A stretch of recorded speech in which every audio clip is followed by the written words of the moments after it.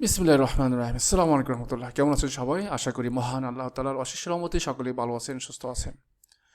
যে এলিভেন ক্লাসে সকলকে স্বাগত জানাচ্ছি। আমি শাহিন আহমেদ।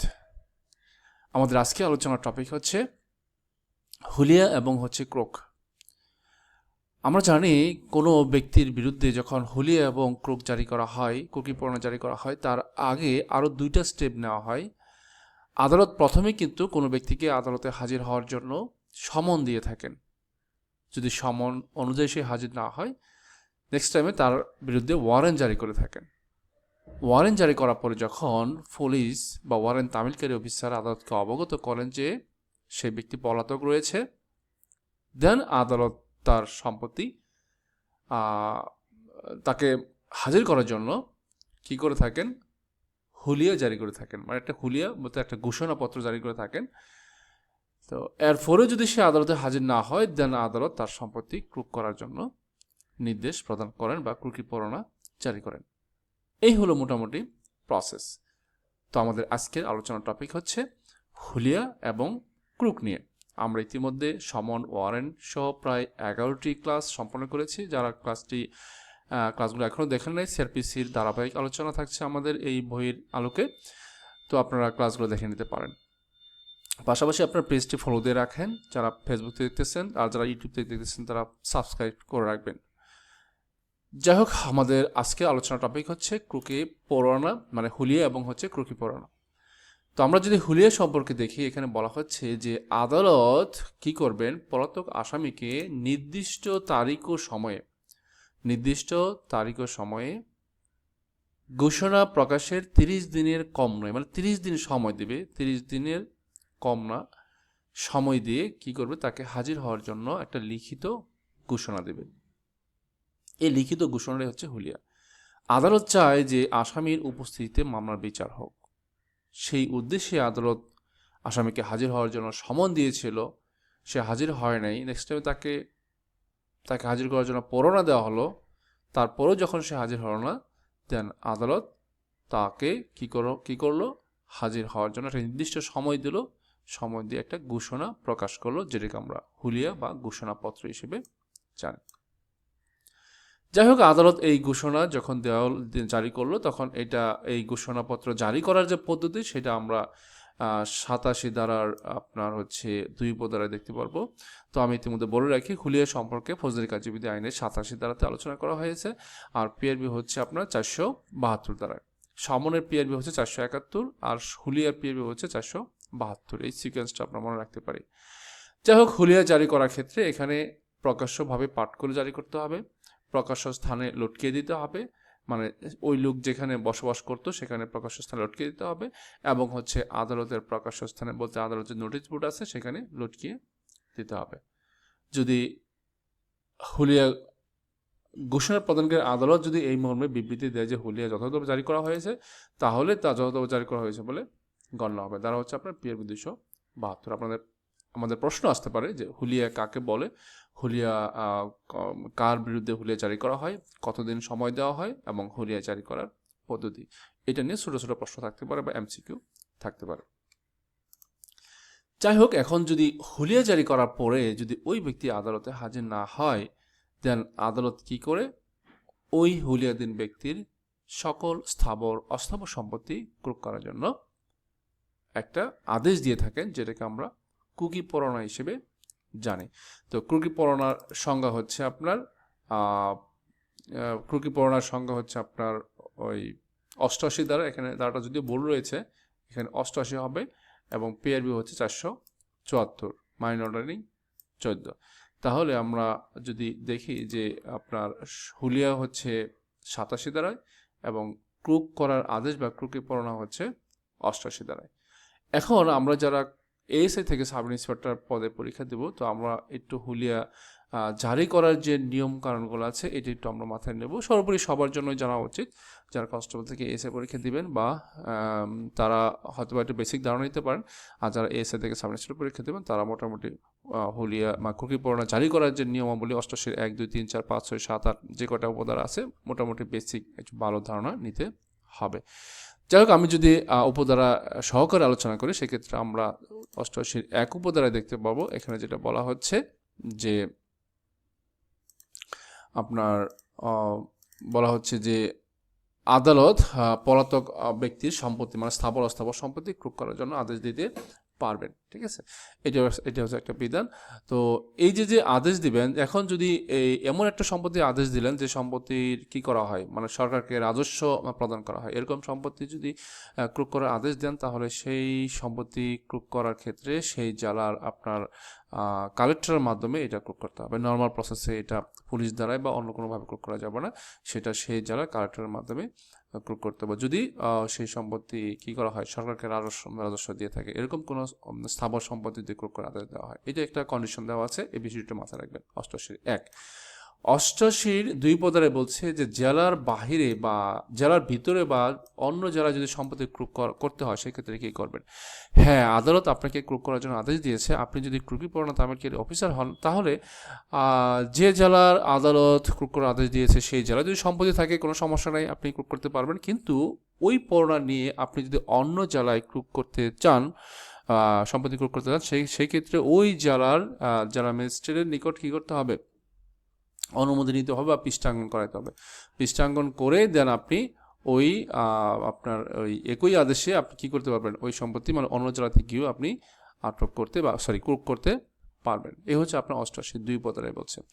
এখন প্রশ্ন হচ্ছে যে সম্পত্তি ক্রোক করার জন্য আপনাকে আদেশ দেওয়া হয়েছে, যদি এই সম্পত্তি কি হয় স্থাবর বা অস্থাবর সম্পত্তি হয়, সেক্ষেত্রে ক্রোক করার কি নিয়মকরণ, সেটা 88 3 এবং 4-এতে বলা হচ্ছে যে যদি সেটা অস্থাবর হয় সেক্ষেত্রে কি করবেন? অস্থাবর হলে তো আপনার নর্মালি কি করতে হবে? আটক করা যাবে, তাই না? অস্থাবর আটক করতে হয়। আর রিসিভার নিয়োগ করা, সম্পত্তি যাতে হস্তান্তর করা, যেমন এরকম একটা নিষেধাজ্ঞা জারি করা বা আদালত ইচ্ছা অনুসারে যে কোনো ব্যবস্থা গ্রহণ করতে পারবেন। তো স্থাবর অস্থাবর সম্পত্তির ক্ষেত্রে এই তিনটা মোটামুটি সেম, কিন্তু এই 1 নম্বরটা আর হচ্ছে স্থাবরের ক্ষেত্রে এই 1 নম্বরটা। তো স্থাবর তো আটক করা যায় না, স্থাবর সম্পত্তির ক্ষেত্রে দখলে নিতে হয়, আর অস্থাবর সম্পত্তির ক্ষেত্রে আটক করতে হয়। বাকি তিনটা প্রায় সেম, এটা মনে রাখার সুবিধার্থে আপনার এটা ওই কৌশলটা মানে অনুসরণ করতে পারেন। 88 3 এবং 4-এতে দেখেন সব কিছু ঠিক আছে। কিন্তু এই 88 5-এ বলছে যে সম্পত্তিটা ক্রোক করা হচ্ছে বা হবে, সেই সম্পত্তি যদি আপনার পচনশীল হয় তখন কি করা হবে? সেই সম্পত্তি পচনশীল হলে আদালতের আদেশে সেটা বিক্রি করা যাবে এবং বিক্রিকৃত অর্থ এটা আদালতের আদেশ অনুসারে ব্যবহৃত হবে। এই কথা বলছে আপনার 88 5। 88 6 বলছে যে এই যে আপনি যে 88 3 এবং 4-এতে যে রিসিভার নিয়োগ করলেন, এই বিধানটা কোথায় দেওয়া আছে? এটা 88 4-এতে বলা আছে যে হ্যাঁ, আপনি ক্রোকৃত সম্পত্তি যদি স্থায়ীভাবে রক্ষণাবেক্ষণ করার প্রয়োজন হয়, সেক্ষেত্রে অবশ্যই আপনি এটা কি করবেন? আর একজন রিসিভার নিয়োগ করতে পারবেন, রিসিভার নিয়োগ করা যাবে। এটা দেওয়ানি কার্যবিধি আইন অনুসারে এটার বিধান রয়েছে। 88 6 পদার্থে সেই কথাটা বলা আছে।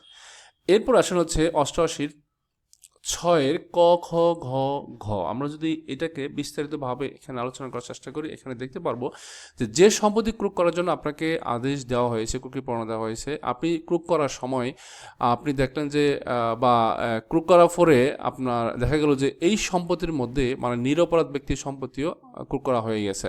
মানে পলাতক আসামি কি করতো, তারা কি করেছে, তারা শেয়ারিংয়ের মাধ্যমে ব্যবসা করতো। এখন যে আপনি ব্যবসার মালামাল বা ব্যবসায়িক সমস্ত বিষয়পত্র যখন ক্রোক করা হলো, তখন ওই যে শেয়ারে যার ছিল উনি তো আর আসামি না, তো ওনার সম্পত্তি সহ কিন্তু ক্রোক করা হয়েছে। এখন 88 1 ক্লোজ 6-এর ক খ গতে এই বিষয়ে আলোচনা করা হয়েছে যে এখানে ক্রোকৃত সম্পত্তির মধ্যে যদি নিরপরাধ ব্যক্তির সম্পত্তিও চলে আসে, সেই ক্ষেত্রে ওই নিরপরাধ ব্যক্তি কি করবে? ক্রোকের তারিখ হতে 6 মাসের মধ্যে যে আদালত ক্রোক করার জন্য আদেশ দিয়েছে সেই আদালতে দাবি করবে, আবেদন করবে। সেই আদালত তার দাবি বা আবেদন তদন্ত করবে, তদন্ত করে সেটা ফেরত দেবে কি দেবে না সেই বিষয়ে সিদ্ধান্ত গ্রহণ করবে। এখন ইতিমধ্যে যদি আপনার এই যে নিরাপদ ব্যক্তি দাবি করলো উনি যদি মারা যায়, সেক্ষেত্রে কী হবে? মারা গেলে তার পক্ষে তার প্রতিনিধি বা তার ওয়ারিশে যারা আসে প্রতিনিধি হিসেবে এই মামলাটি তারা পরিচালনা করতে পারবেন বা দাবি উপস্থাপন করতে পারবেন। তো এই দাবি উপস্থাপন করতে হলে যে আদালত ক্রোকের আদেশ দিয়েছিল সেই আদালতে দাবি উপস্থাপন করতে হবে এবং সেটা ক্রোকের তারিখ হতে 1 বছরের মধ্যে এই দাবি মামলা দায়ের করতে হবে বা দাবি উপস্থাপন করতে হবে। এই কথাগুলো আপনার 88 6-এর ক খ গ উপধারাতে আলোচনা করা হয়েছে। যাই হোক, 88 7-এ বলা হচ্ছে যে আপনার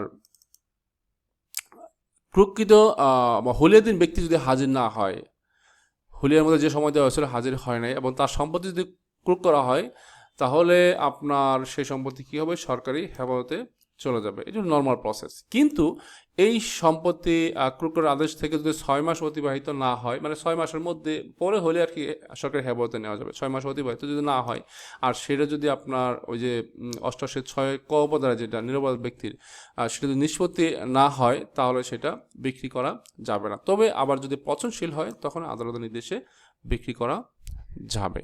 এই হলো 88 ক্লোজ 7। এই ছিল মোটামুটি আমাদের ক্রুকি পরোয়ানা তামিল করার বা জারি করার পদ্ধতি। এখন আসেন 89 ধারাতে কি বলছে।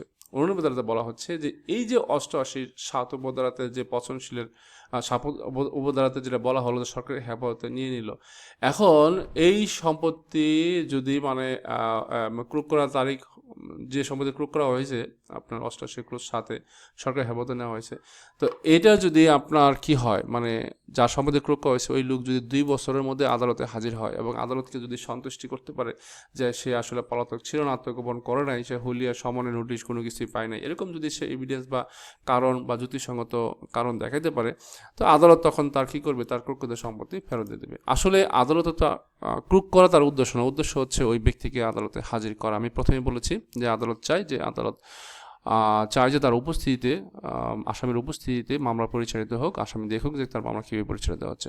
যেহেতু ওই লোক পলাতক ব্যক্তি চলে আসছে আদালতে, এখন আদালত কি করবে, তার সম্পত্তি ফেরত প্রদান করবে। তবে এই যে ক্রয় করতে গিয়ে যে সমস্ত খরচ হলো সেটা কিন্তু আবার কেটে রাখবে, কেটে রেখে অবশিষ্ট সম্পত্তি বা অবশিষ্ট মূল্য টাকা তাকে ফেরত দেবে। এই ছিল মোটামুটি 89 ধারার আলোচনা। এখন দেখেন, আসলে আদালত কিন্তু চাই হচ্ছে আসামির উপস্থিতিতে বিচার হোক, সেই উদ্দেশ্যে আদালত সমন দিল, ওয়ারেন্ট দিল, হুলিয়া জারি করলো, ক্রুকি পরোয়ানা জারি করলো, অনেক ধাপগুলা পেরিয়ে কিন্তু আদালত আসামিকে হাজির করার জন্য চেষ্টা করলো।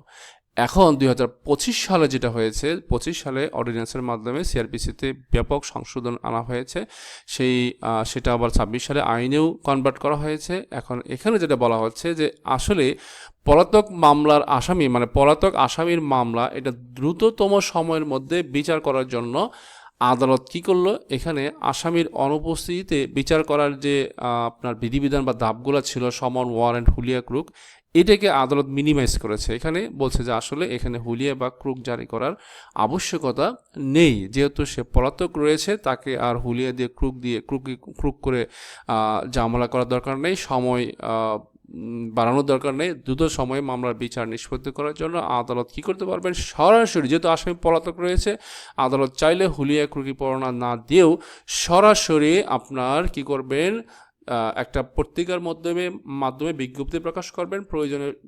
প্রয়োজনে আপনার বিভিন্ন ওয়েবসাইট, সরকারি ওয়েবসাইট, পুলিশের ওয়েবসাইট বা সহজলভ্য যে সমস্ত ওয়েবসাইট আছে, যেটা সহজেই সে বুঝতে পারে, এরকম ওয়েবসাইটের মাধ্যমে তাকে হাজির হওয়ার জন্য নির্দেশ দিতে পারবেন। এরপরেও যদি সে হাজির না হয় তাহলে আদালত তার অনুপস্থিতিতে বিচার করতে পারবে। এই ছিল মোটামুটি আমাদের আলোচনার বিষয়বস্তু। আমাদের এই আলোচনা থেকে একটা প্রশ্ন গুরুত্বপূর্ণ, সেটা হচ্ছে যে আদালত কোনো ব্যক্তিকে আদালতে হাজির হওয়ার জন্য কি কি পদক্ষেপ নিতে পারেন, বা আসামির অনুপস্থিতিতে বিচার করার পদ্ধতি। এই ধরনের প্রশ্ন কিন্তু আপনাদের রিটেন পরীক্ষায় আসতে পারে। পাশাপাশি এই আলোচনা থেকে এমসিকিউ থাকতে পারে, যেমন হুলিয়াদিন ব্যক্তির যে সময়সীমা, এটি এমসিকিউ থাকতে পারে, বা এই যে সম্পত্তি ক্রুক করার আলোচনার মধ্যে যে পয়েন্টগুলো আমি বলছি, এটার ভিতর থেকে কিন্তু এমসিকিউ থাকতে পারে। পরবর্তী ভিডিও দেখার আমন্ত্রণ জানিয়ে আজকের মতো এখানেই শেষ করছি। আশা করি আপনারা পরবর্তী ভিডিও দেখবেন, ধারাবাহিকভাবে দেখবেন। যারা এতক্ষণ পর্যন্ত ভিডিও দেখছেন, যদি আমার পেজটি ফলো না দিয়ে থাকেন, পেজটি ফলো দিয়ে রাখেন, আমি উৎসাহিত হব। Thank you so much. ভালো থাকবেন সবাই। আসসালামু আলাইকুম রহমতুল্লাহ।